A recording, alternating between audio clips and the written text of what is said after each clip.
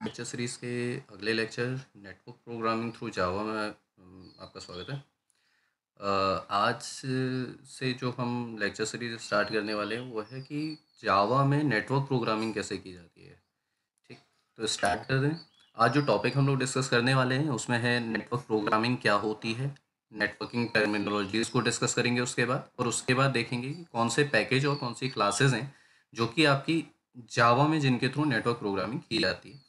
तो सबसे पहले आइए डिस्कस करते हैं। सबसे पहले हमने कहा भाई कि नेटवर्क एक्चुअल में होता क्या है। नेटवर्क क्या है, सिंपल लैंग्वेज में अगर मैं कहूँ तो हमारे पास अगर दो या दो से ज़्यादा कम्युनिकेटिव डिवाइसेस अगर आपस में किसी मीडियम के थ्रू लिंक होती हैं और वो डेटा ट्रांसफ़र कर रही हैं एक मशीन से दूसरी मशीन पे, तो इसे हम लोग कहते हैं नेटवर्क। क्लियर। तो जो मशीन्स आपस में कम्युनिकेट कर रही हैं, मशीन ए, मशीन बी, मशीन सी, ये तीन अगर मशीन है और ये आपस में कम्युनिकेट कर रही हैं, कुछ डेटा ट्रांसफ़र कर रही हैं एक मशीन से दूसरी मशीन पे, तो ये डेटा जो ट्रांसफ़र हो रहा है वो कैसे हो रहा है, कौन से एप्लीकेशन से इस पे काम कर रहे हैं, वो एप्लीकेशन की कोडिंग की जब हम बात करते हैं तो वो होती है हमारी नेटवर्क प्रोग्रामिंग। कि भाई वो जो कम्युनिकेशन हो रहा है, जो डेटा ट्रांसफ़र हो रहा है, तो उसके एप्लीकेशन कैसे बना है, उसे हम कहते हैं नेटवर्क प्रोग्रामिंग। जैसे नेटवर्क प्रोग्रामिंग क्या है, तो network programming involves writing programs that communicate with other programs across a computer network. कि कंप्यूटर नेटवर्क पे एक मशीन दूसरे मशीन को डेटा ट्रांसफर कर रही है या उसके एप्लीकेशन को एक्सेस कर रही है, तो वो कैसे कैसे वो लिंक क्रिएट हो रहा है, कैसे वो डेटा ट्रांसफर हो रहा है, ये सारी चीज़ें आती है नेटवर्क प्रोग्रामिंग के अंदर। और जावा में जब हम लोग अगर बात करते हैं तो जावा में नेटवर्क प्रोग्रामिंग क्यों कर रहे हैं हम लोग। ठीक है, जावा की आपको भी मालूम है कि जावा की जो लाइब्रेरी है वो बहुत बड़ी है। ठीक, दूसरा जो मेन रीजन है इसका, ओपन सोर्स। ठीक, ओपन सोर्स प्लेटफॉर्म है, यानी कि आपको पे नहीं करना पड़ता और प्लेटफॉर्म इंडिपेंडेंट है। इस वजह से भी आप जावा के थ्रू नेटवर्क प्रोग्रामिंग करते हो। और जो नेटवर्क प्रोग्रामिंग के लिए जो इसने पैकेज आपको दिया उसके अंदर बहुत सारी एप्लीकेशंस आप सॉरी बहुत सारी क्लासेस उसके अंदर दी गई हैं, बहुत सारी मेथड्स उसके अंदर दी गई हैं जिनको इजीली आप यूज़ करते हो। अभी धीरे धीरे करके जैसे हम लोग इस लेक्चर को आगे बढ़ाएंगे और उसके बाद जब कोडिंग हम लोग करेंगे तो वहाँ पे इन सारी चीज़ों को हम लोग डिस्कस करते रहेंगे, कौन से पैकेज यूज़ कर रहे हैं, कौन सी क्लासेस यूज़ कर रहे हैं। जावा नेटवर्क टर्मिनोलॉजी की अगर हम लोग बात करते हैं तो टर्मिनोलॉजीज यानी कि भाई नेटवर्क प्रोग्रामिंग करने के लिए कौन कौन से पॉइंट्स हम लोगों के पास चाहिए, किन किस पे हमें काम करना होता है, उसकी बात करते हो। तो सबसे पहले आता है आपका आईपी एड्रेस। आईपी एड्रेस मतलब इंटरनेट प्रोटोकॉल एड्रेस। ठीक है, ये क्या है, एक लॉजिकल एड्रेस है। जैसे ही आप अपनी मशीन को किसी नेटवर्क पे लिंक करते हो, नेटवर्क से कनेक्ट करते हो, तो आपकी मशीन को एक यूनिक आइडेंटिफिकेशन नंबर कह सकते हो आप, एक यूनिक आइडेंटिफिकेशन नंबर या एक यूनिक एड्रेस दिया जाता है, जैसे कि आप कहते हो आईपी एड्रेस। और ये कोई फिजिकल डिवाइस या फिजिकल नहीं है, ये लॉजिकल है। क्लियर। तो यूनिक आपकी मशीन को आइडेंटिफाई करने के लिए एक यूनिक आइडेंटिफिकेशन नंबर या एक यूनिक एड्रेस उसे दिया गया है, जैसे कि आप कहते हो आईपी एड्रेस। जैसे एक एग्जांपल के थ्रू इसे समझने की कोशिश करें कि मुझे क्या करना है, मेरे को अपनी लोकेशन जहाँ पे मैं हूँ, अपनी सिटी का वेदर फोरकास्ट चेक करना है कि भाई अगले 24 आवर्स में वेदर कैसा रहने वाला है। तो मैं क्या करूँगा, गूगल पे जाके लिखूंगा वेदर फोरकास्ट। तो गूगल क्या करेगा, सबसे पहले मेरी मशीन का आईपी उठाएगा कि भाई जो रिक्वेस्ट आई है वो किस आईपी से आई है, किस मशीन से आई है। उस आईपी के थ्रू वो मेरी लोकेशन आइडेंटिफाई करेगा और उसके अकॉर्डिंग मुझे क्या करेगा, रिजल्ट शो करेगा। तो ये है आपका आईपी एड्रेस। उसके बाद आपके पास आता है प्रोटोकॉल। प्रोटोकॉल क्या है, सेट ऑफ रूल्स। जो अब हमने कहा नेटवर्क क्या है, दो या दो से ज़्यादा जो डिवाइसेस हैं वो क्या कर रही हैं, आपस में कम्युनिकेट कर रही हैं, आपस में डेटा ट्रांसफ़र कर रही हैं, तो उसे हमने नेटवर्क कहा था। तो हमने कहा भाई वो जो दो डिवाइसेस या दो से ज़्यादा डिवाइसेस हैं आपस में जब कम्युनिकेट कर रही हैं या लिंक स्टेबल कर रही हैं तो वो कुछ रूल्स को फॉलो करेंगी। ठीक है, तो उसे हम कहते हैं प्रोटोकॉल, सेट ऑफ रूल्स कह सकते हैं इसको। जैसे हमने कहा भाई एसटीटीपी प्रोटोकॉल है, एफटीपी प्रोटोकॉल है, या फिर आपका टीसीपी प्रोटोकॉल है, यूडीपी प्रोटोकॉल है। तो ये सारे प्रोटोकॉल्स आप लोगों के पास आते हैं। उसके बाद हम कहते हैं पोर्ट नंबर। पोर्ट नंबर क्या है कि अ, आपके एप्लीकेशन को आइडेंटिफाई करने के लिए कि भाई किस एप्लीकेशन को आप यूज कर रहे हो, आपके एप्लीकेशन को यूनिकली आइडेंटिफाई करने के लिए आप पोर्ट नंबर पे काम करते हो।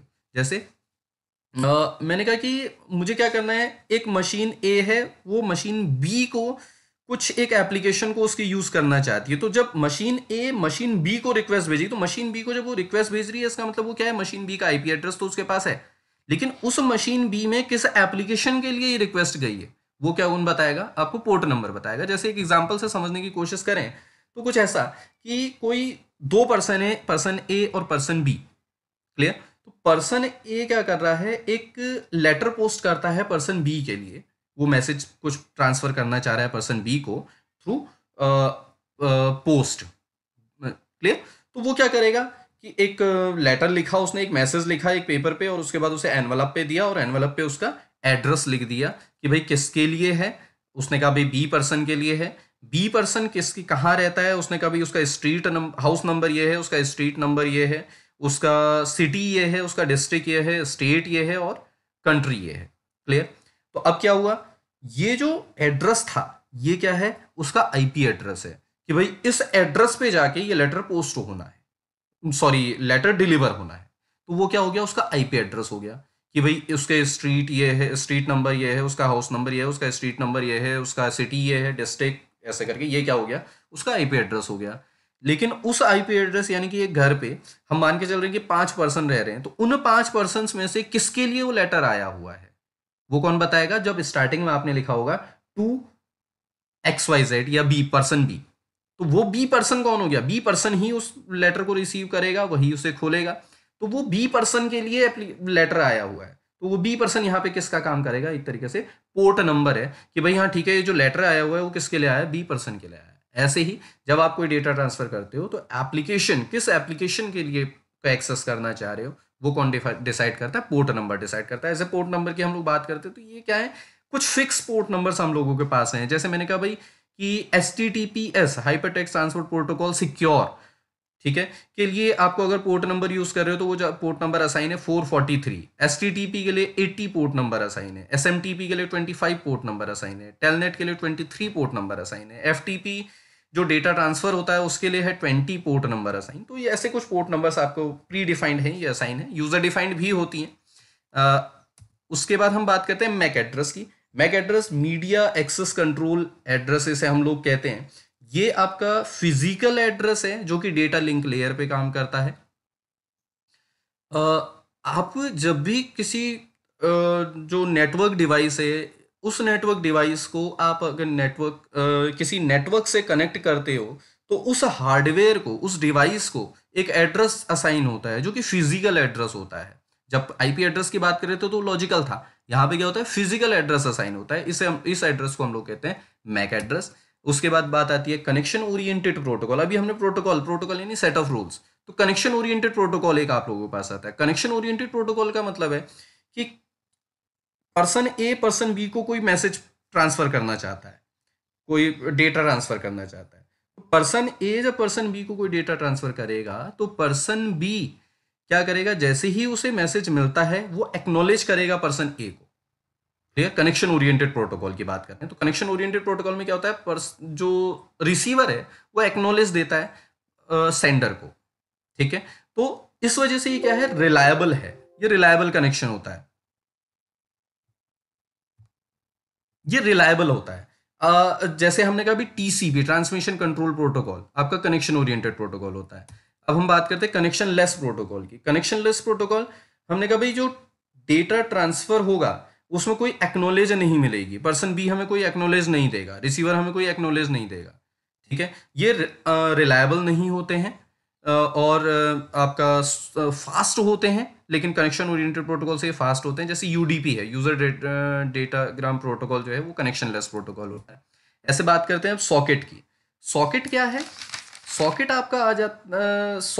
आपका बताता है एंड पॉइंट को। दो डिवाइसेस अगर आपस में कम्युनिकेट कर रही हैं तो वो किस एंड पॉइंट के थ्रू आपका कम्युनिकेशन हो रहा है उसे कौन डिफाइन करता है, सॉकेट डिफाइन करता है। सॉकेट में क्या चीजें आती हैं, socket is a combination of IP address, port number and protocol. Clear. अब बात करते हैं कि भाई पैकेज कौन सा यूज हो रहा है जावा, जो आप जावा के थ्रू जब आप नेटवर्क प्रोग्रामिंग कर रहे हो तो ऐसा कौन सा पैकेज है जिसके थ्रू हम ये सारी जो फंक्शनैलिटीज हैं ये हमें प्रोवाइड कर रहा है। तो वो पैकेज का नाम है java.net पैकेज। java.net पैकेज के थ्रू ही आप पूरी नेटवर्क प्रोग्रामिंग जावा के अंदर करते हो। कुछ क्लासेस की अगर मैं बात करूँ, इसकी बहुत सारी क्लासेस पैकेज प्रोवाइड करवाता है आपको।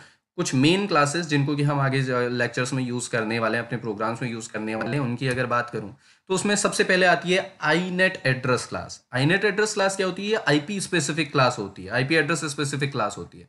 इसके थ्रू हम क्या करते हैं, मुझे क्या करना है, मुझे आईपी एड्रेस से होस्ट को फाइंड करना है या होस्ट से आईपी एड्रेस को फाइंड करना है, तो वहां पे आप आईनेट एड्रेस पे काम करेंगे। एचटीटीपी यूआरएल कनेक्शन की अगर मैं बात करता हूँ, एचटीटीपी यूआरएल कनेक्शन की क्लास की बात अगर करते हैं, तो ये क्या करता है, एचटीटीपी यूआरएल की डिटेल हम लोगों को देता है। ठीक है, यूआरएल कनेक्शन क्लास की सब क्लास है ये। एचटीटीपी यूआरएल से रिलेटेड इन्फॉर्मेशन मेरे को ये देता है। जैसे मैंने कहा भाई हेडर की इन्फॉर्मेशन मुझे चाहिए एचटीटीपी यूआरएल के, तो वो कौन देगा? एचटीटीपी यूआरएल कनेक्शन आपको प्रोवाइड करवाएगा, क्लास प्रोवाइड करेगा। Proxy selector, proxy selector class क्या करती है कि किस प्रॉक्सी को आप यूज कर रहे हो नेटवर्क अपने कोडिंग में, तो उसे आप प्रॉक्सी सेलेक्टर क्लास यूज करते हो। सॉकेट क्लास, सॉकेट क्लास क्या करती है? सॉकेट कनेक्शन स्टेबल करने के लिए यूज होती है। Server socket class server socket connection stable करने के लिए यूज होती है। और ध्यान रखिएगा, सॉकेट और सर्वर सॉकेट क्लास हमेशा कनेक्शन ओरिएंटेड कनेक्शन स्टेबल करती है, जो अभी हम लोगों ने बात की थी। डेटाग्राम सॉकेट और डेटाग्राम पैकेट क्लास होती है कनेक्शन लेस। जो कनेक्शन स्टेबल होता है वो होता है आपका डेटाग्राम सॉकेट और डेटाग्राम पैकेट क्लास के थ्रू। और ये चारों क्लासेस, जो socket class, server socket class, datagram socket class और डेटाग्राम पैकेट क्लास है, ये आपके क्या करते हैं, सर्वर सॉकेट प्रोग्रामिंग जब हम लोग करते हैं उस टाइम पे ये यूज होती है। सॉकेट प्रोग्रामिंग के लिए मेनली यूज की जाती है चारों classes. URL uniform resource locator class है। यूआरएल क्लास क्या करती है, मुझे यूआरएल से इंफॉर्मेशन चाहिए। मैंने कहा भाई एक यूआरएल है मेरे पास, उस यूआरएल से मेरे को फाइंड करना है कि मैं होस्ट कौन सा यूज कर रहा हूँ, हम उसके फाइल कौन सा यूज करने वाले हैं, उसका पाथ क्या है, डिफॉल्ट पोर्ट नंबर कौन सा असाइन है उसके लिए, उस एप्लीकेशन के लिए, आप कौन सा पोर्ट यूज हो रहा है, आपके सिस्टम का कौन सा पोर्ट यूज हो रहा है, वो सारी चीजें हम लोग कैसे करते हैं, यूआरएल से करते हैं। यूआरएल कनेक्शन क्लास क्या करती है, आपको यूआरएल कनेक्शन क्लास रिप्रेजेंट करती है यूआरएल और एप्लीकेशन के बीच के लिंक को रिप्रेजेंट करती है आपकी यूआरएल कनेक्शन क्लास। तो आगे आने वाले नेक्स्ट लेक्चर पे हम लोग नेटवर्क कोडिंग स्टार्ट करेंगे कि नेटवर्क प्रोग्रामिंग कैसे की जाती है। आज हम लोगों ने पैकेज को डिस्कस किया है कि कौन सा पैकेज कौन से क्लासेस यूज कर रहे हैं। तो अगर आपको ये लेक्चर पसंद आया हो तो इस लेक्चर को लाइक कीजिएगा, चैनल को सब्सक्राइब कीजिएगा। Thank you so much.